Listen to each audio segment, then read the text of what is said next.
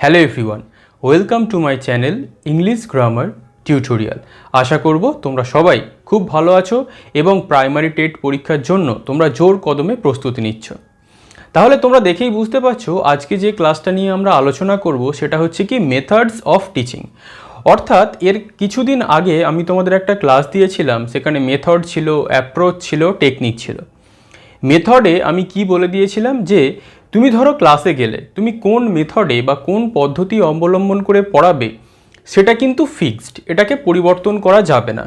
ঠিক তেমনই ইংলিশ পড়াতে গেলে কিছু মেথড রয়েছে যে মেথডগুলোকে আমাদের জানতে হবে, কারণ এখান থেকে কিছু ডাইরেক্ট প্রশ্ন আমাদের চলে আসে। অনেকগুলো মেথড রয়েছে।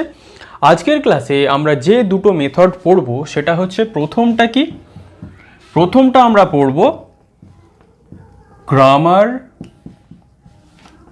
ট্রান্সলেশন মেথড, আর দ্বিতীয় যেটা আমরা পড়ব সেটা কি, দ্বিতীয় আমরা পড়ব ডাইরেক্ট মেথড। এই দুটো মেথড পরীক্ষার দিক দিয়ে দেখতে গেলে খুবই ইম্পর্টেন্ট, এবং এই দুটো মেথডকে কিন্তু একসাথে পড়তে হবে, কারণ একটা মেথড আর একটা মেথডের সঙ্গে কোরিলেটেড। কীরকমভাবে কোরিলেটেড সেটা তো আমরা মেথড যখন পড়বো বুঝতে পারবো। মেথড মানে কি, ধরো একটা পদ্ধতি অবলম্বন করে তুমি কিছু পড়াবে। তোমাকে ধরো কোথাও যেতে হবে, তুমি ধরো কোথাও যাবে, তোমাকে বলে দিল যে তুমি এই রাস্তা ফলো করে করে যাবে, ওর বাইরে তুমি যাবে না। ধরো তোমাকে বলা হয়েছে একদম স্ট্রেট যেতে, তুমি স্ট্রেট চলে গেলে। তোমাকে বলা হয়েছে একটু বেঁকে বেঁকে যেতে, তুমি বেঁকে বেঁকে গেলে। ঠিক তেমনই মেথডটা হচ্ছে সেই রকমই। যদি তোমাকে গ্রামার ট্রান্সলেশন মেথডে পড়াতে হয়, তার মানে কি ওখানে যে রুলসগুলো বলা হয়েছে দ্যাট ইজ ফিক্সড, ওর বাইরে গিয়ে তুমি কিন্তু পড়াতে পারবে না। যদি তোমাকে ডাইরেক্ট মেথডে পড়াতে হয় তাহলে কিন্তু ওখানে যে রুলসগুলো বলে দিয়েছে সেটা ফিক্সড। এরপরে অ্যাজ এ টিচার হিসাবে তুমি ঠিক করবে তোমার কোন মেথডে পড়ানো উচিত। প্রথমে আমরা যে মেথডটা নিয়ে আলোচনা করব সেটা হচ্ছে গ্রামার ট্রান্সলেশন মেথড। সবাই খাতা পেন নিয়ে বসবে, যে পয়েন্টসগুলো আমি বলবো খাতায় নোট ডাউন করবে, না হলে কিন্তু পরবর্তীকালে ভুলে যাবে। গ্রামার ট্রান্সলেশন মেথড, এটাকে আমরা একটা ওল্ড মেথড বলে থাকি। এটাকে আমরা কি বলি? Old method. ওল্ড বা অনেক সময় আমরা এটাকে ট্র্যাডিশনাল মেথডও বলে থাকি। এটা খুব একটা পুরানো মেথড। কেন এটা পুরানো মেথড? কারণ এখানে তোমরা দেখেই বুঝতে পারছো গ্রামার ট্রান্সলেশন মানে আমরা কি জানি, সমস্ত জিনিসটাকে অনুবাদ করে দেওয়া। তাহলে এখানে যদি গ্রামার ট্রান্সলেশন মেথড হয়, তুমি একজন ইংরেজির টিচার, তুমি পড়াতে গেছো, তার মানে তুমি কি করবে, ইংরেজির যে বিষয়টাকে সেটাকে তুমি কি করে দেবে, বাংলায় ট্রান্সলেট করে বলে দেবে, যেমন আমি তোমাদের করাচ্ছি। তাহলে প্রথম যে পয়েন্টটা তোমরা খাতায় নোট ডাউন করবে, এখানে word by word, sentence by sentence তুমি ইংলিশে যা পড়াবে সেটা তোমাকে মাতৃভাষায় ট্রান্সলেট করে দিতে হবে, তবেই সেটা হবে গ্রামার ট্রান্সলেশন মেথড। অনেক সময় এটা গ্রামার ট্রান্সলেশন না হয়ে শুধুমাত্র ট্রান্সলেশন মেথডও থাকতে পারে, তাই এটাকে নিয়ে ঘাবড়াবে না, দুটোই এক। তাহলে এটা কি একটা ওল্ড মেথড বা ট্র্যাডিশনাল মেথড, এবং এই মেথডে যদি তুমি পড়াতে চাও, তোমাকে ইংলিশের প্রত্যেকটা ওয়ার্ড, প্রত্যেকটা সেন্টেন্স ছাত্রদেরকে কি করতে হবে, বাংলাতে অনুবাদ করে বলে দিতে হবে। তাহলে এখানে আমরা কি দেখলাম, এখানে যেটার প্রাধান্য সব থেকে বেশি সেটা হচ্ছে কি, সেটা হচ্ছে এমটি। খাতায় নোট ডাউন করবে, মাদার টাং। মাদার টাংয়ের গুরুত্ব এখানে সব থেকে বেশি, এইটাকে খাতায় নোট ডাউন করবে, মাদার টাং। আমি ছোট্ট করে বলে দেবো, তোমরা সব খাতায় নোট ডাউন করে নেবে। তাহলে গ্রামার ট্রান্সলেশন মেথডে মাতৃভাষাকে গুরুত্ব দেওয়া হয় সব থেকে বেশি। কেন দেওয়া হয়? কারণ এখানে ইংলিশটা মাতৃভাষায় ট্রান্সলেট করে দেওয়া হয়। ক্লিয়ার? এখানে টিচারের ভূমিকা সব থেকে বেশি। কেন টিচারের ভূমিকা সব থেকে বেশি? এখানে টিচারই সমস্ত পড়াশোনার বিষয়টাকে ছাত্রদের কাছে বাংলাতে উপস্থাপন করবে, এবং খাতায় নোট ডাউন করবে টিচারের ভূমিকা বেশি হলেও এখানে স্টুডেন্টদের খুব একটা গুরুত্ব নেই, কারণ স্টুডেন্টদেরকে শুধু পড়াশোনাটা কি করা হয়, শুধু পড়াশোনাটা তাদেরকে মেমোরাইজ করে দেওয়া হয়। MEMORIZ। মেমোরাইজ মানে তোমরা সবাই জানো সেটা কি, ছাত্রদেরকে এখানে সমস্ত জিনিসটা মুখস্থ করতে বলা হয়। তাহলে এখানে একটা ড্রব্যাক এই মেথডের, কারণ বর্তমান যুগে যদি আমরা শুধু মুখস্থ করাই ছাত্রছাত্রীদের, সেটা কি চলবে? চলবে না, তাদেরকে কনসেপ্ট বিল্ড আপ করতে হবে। তাহলে গ্রামার ট্রান্সলেশন মেথডে কি করানো হয়, এখানে শুধুমাত্র জিনিসগুলোকে ছাত্রছাত্রীদেরকে গুলে খাইয়ে দিয়ে মুখস্থ করিয়ে দেওয়া হয়। এবং এখানে আরেকটা জিনিস, এখানে কোন মেথড ফলো করে? এখানে ডিডাকটিভ মেথড ফলো করা হয়। ডিডাকটিভ মেথড অর্থাৎ আমরা কি জানি, ডিডাকটিভ মেথডে আগে কি শেখানো হয়? ডিডাকটিভ মেথডে আগে রুলস শেখানো হয়। তাহলে আমরা কি দেখলাম, এখানে মেথডটা ভালো হলেও কিছু কিছু এখানে খারাপ দিক রয়েছে, যেখানে ডিডাকটিভ মেথড ফলো করা মানেই তোমাকে আগে নিয়মকানুনগুলো ভালো করে মুখস্থ করানো হবে, তারপরে তোমাকে কনসেপ্টের দিকে যাওয়া হবে।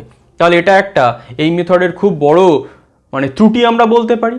এবং আরও যেটা সব থেকে গুরুত্বপূর্ণ, এখানে খাতায় নোট ডাউন করবে, এই মেথডে রিডিং আর রাইটিংকে বেশি ফোকাস করা হয়। খাতায় নোট ডাউন করবে, গ্রামার ট্রান্সলেশন মেথডে রিডিং আর রাইটিংয়ের উপরে সব থেকে বেশি ফোকাস করা হয়।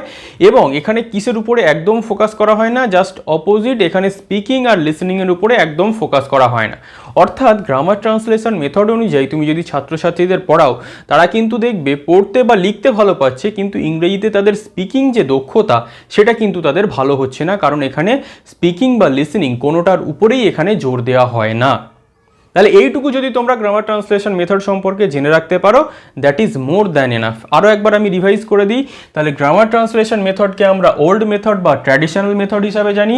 এখানে এমটি বা মাদার টাঙ্গের উপরে সবথেকে বেশি জোর দেওয়া হয়, কারণ প্রত্যেকটা ওয়ার্ড, প্রত্যেকটা সেন্টেন্স হুবহু বাংলায় বা মাতৃভাষায় অনুবাদ করে দেওয়া হয়। এখানে টিচারের ভূমিকা সবথেকে বেশি, কারণ এখানে টিচারই সর্বে সর্বা, এখানে স্টুডেন্টদের খুব একটা গুরুত্ব নেই, তাদেরকে সব কিছু মেমোরাইজ বা মুখস্থ করিয়ে দেওয়া হয়। এই গ্রামার ট্রান্সলেশন মেথড এটা ডিডাকটিভ মেথড অনুযায়ী পড়ানো হয়, অর্থাৎ প্রথমে রুলস শেখানো হয়, তারপরে কনসেপ্ট শেখানো হয়। এবং এখানে রিডিং আর রাইটিংয়ের উপরে সবথেকে বেশি জোর দেওয়া হয়, এখানে স্পিকিংয়ের উপরে কোনো জোর দেওয়া হয় না। ক্লিয়ার? নেক্সট, এরপরে যেটা আমরা দেখছি সেটা হচ্ছে কি ডাইরেক্ট মেথড। অর্থাৎ গ্রামার ট্রান্সলেশন মেথড আমরা যেটা শিখলাম তার জাস্ট অপোজিট হচ্ছে ডাইরেক্ট মেথড।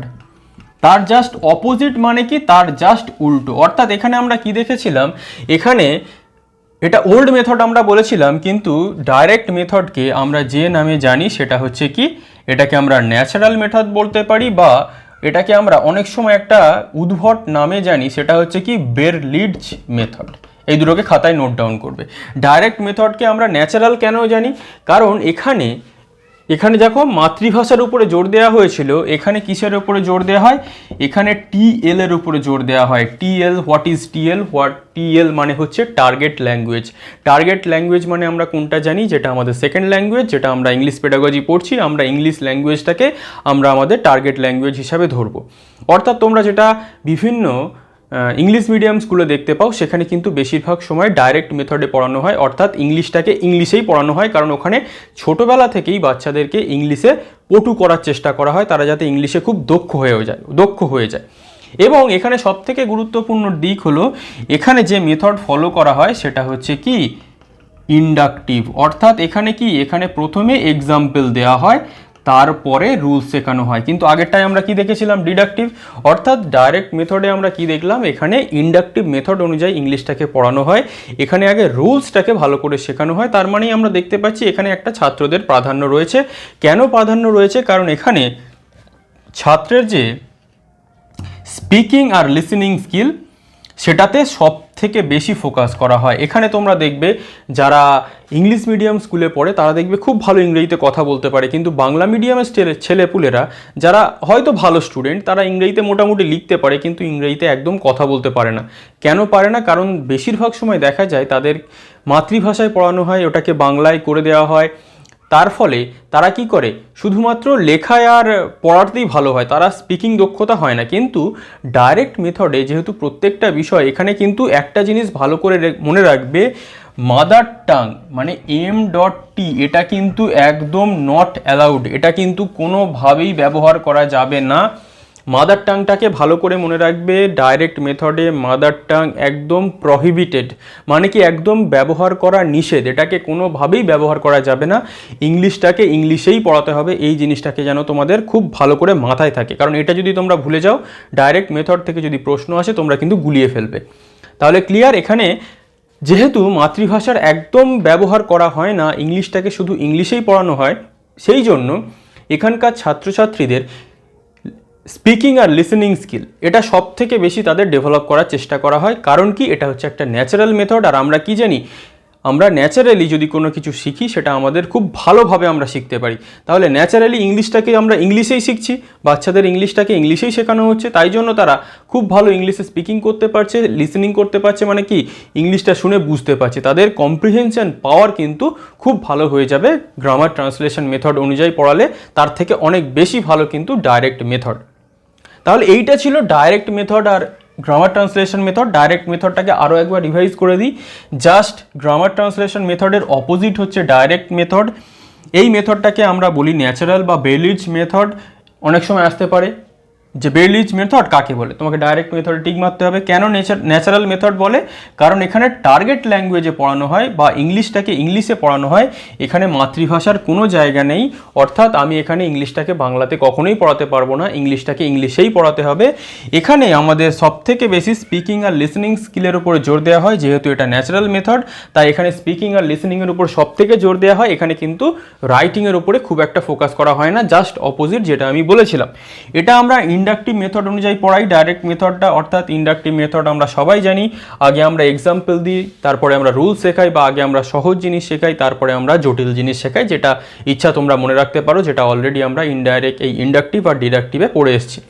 তাহলে এইটা ছিল আজকে গ্রামার ট্রান্সলেশন মেথড আর ডাইরেক্ট মেথড। এরপরে যে মেথডগুলো রয়েছে সেটা আমরা পরের ক্লাসে করব। অবশ্যই তোমরা কমেন্ট করে জানাবে যে ক্লাসটা তোমাদের কেমন লাগছে। ক্লাসটা ভালো লাগলে অবশ্যই একটা লাইক করে দেবে, এবং যদি কোনো কনফিউশন তৈরি হয়ে থাকে সেটাও তোমরা কমেন্ট করবে। আমি অবশ্যই চেষ্টা করব তোমাদের সেই সমস্ত কনফিউশনের উত্তর কমেন্ট বক্সে করে দেওয়ার। তাহলে আজকের ক্লাস এই পর্যন্তই, পরের ক্লাসে খুব শীঘ্রই দেখা হবে। Thank you for watching.